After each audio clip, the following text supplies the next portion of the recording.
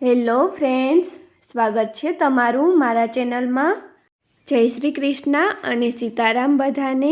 આજે આપણે બનાવશું મેથીના થેપલાની રેસીપી। તો ચાલો શરૂ કરીએ થેપલા બનાવવાનું। થેપલા બનાવવા માટે મેં એક વાટકો મેથીને ઝીણી સુધારીને લઈ લીધી છે। મેથીને પેનમાં એડ કરી દઈએ। હવે અડધો વાટકો ઝીણા સુધારેલા ધાણા એડ કરશું।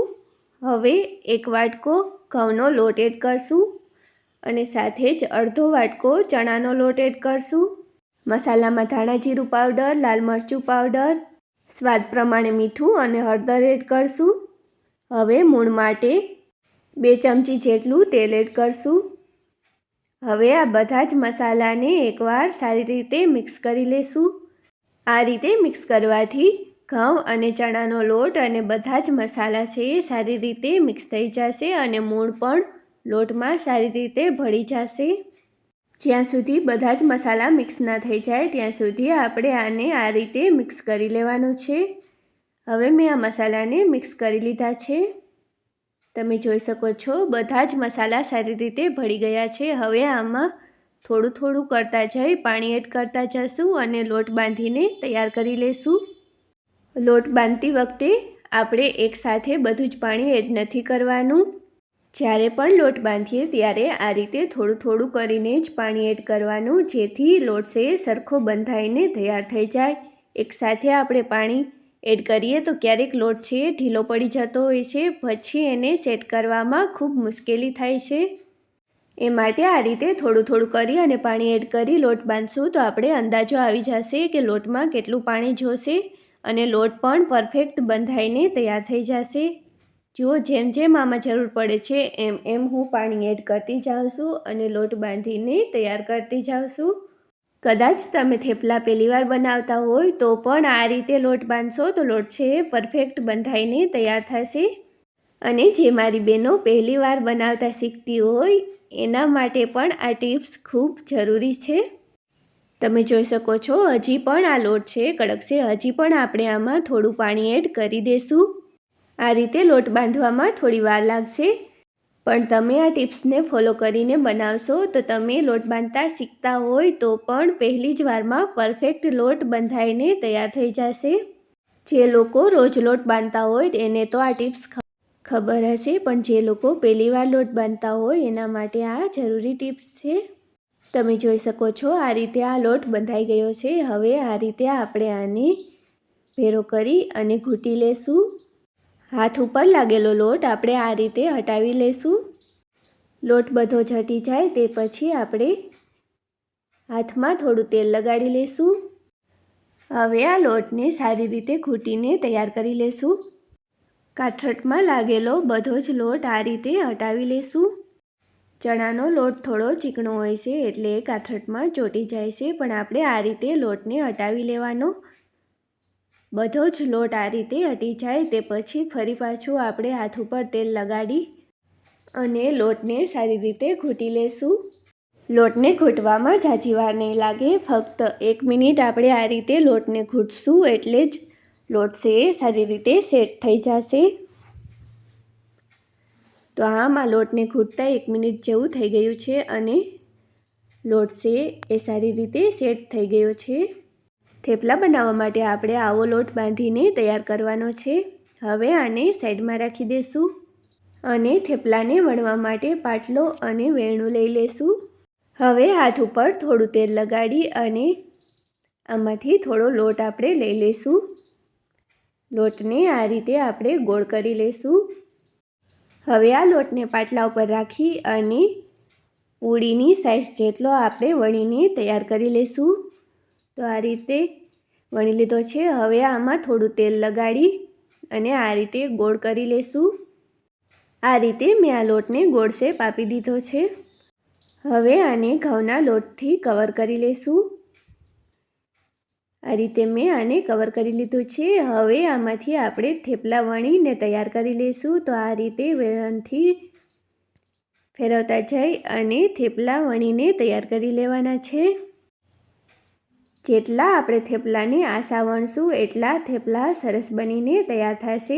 રોટલીની સાઈઝના આપણે થેપલા વણી અને તૈયાર કરી લઈશું। આ રીતે તેલ લગાડવાથી થેપલા કૂણા બનશે અને લોટ લગાડવાથી સહેલાઈથી વણાઈને તૈયાર થઈ જશે। હવે આ રીતે આપણે થેપલાના કાંઠાને સેટ કરી લઈશું। આ રીતે વણતા જાય અને જો જરાય ભાગ બહાર નીકળેલો હોય તો એને આંગળીથી સેટ કરી દઈશું। આ રીતે આંગળીથી આપણે સેટ કરી દેવાનો। આમાં થેપલું વણાઈને તૈયાર થઈ ગયું છે। જુઓ કેટલું સરસ આ થેપલું વણાઈને તૈયાર થયું છે। હવે એકવાર હું તમને થેપલાને બતાવી દઉં। જુઓ આટલા આછા આપણે થેપલાને વણીને તૈયાર કરી લેવાના છે। હવે આપણે આ થેપલાને શેકી લઈશું। થેપલાને શેકવા માટે મેં લોઢીને ગરમ કરવા રાખી દીધી છે। એમાં 1 ચમચી જેટલું તેલ એડ કરશું। હવે આ રીતે બે હાથે પકડી અને ધીમે ધીમે થેપલાને લોઢીની ઉપર રાખી દઈશું। જો આપણે ઉપરથી થેપલાને પટકશું તો તેલ ઉડશે અને ગરમ તેલ ઉડવાથી દાજી પણ જઈએ એ માટે આ રીતે ધીમે ધીમે થેપલાને રાખવાનું। હવે થેપલાની ઉપરની સાઈડ આપણે ચમચીથી આ રીતે તેલ લગાડી લેશું। જો તમારે આને તેલમાં શેકવા હોય તો તેલમાં પણ શેકી શકો, નહીંતર તમે ઘીમાં પણ શેકીને તૈયાર કરી શકો છો। તો આ રીતે મેં થેપલાની ઉપર પણ તેલ લગાડી લીધું છે। હવે આને ફેરવી લઈએ। થેપલાને પકાવતી વખતે આપણે ગેસની ફ્લેમને મીડિયમ રાખશું, જેથી થેપલા છે સારી રીતે પાકી જશે અને બળશે પણ નહીં।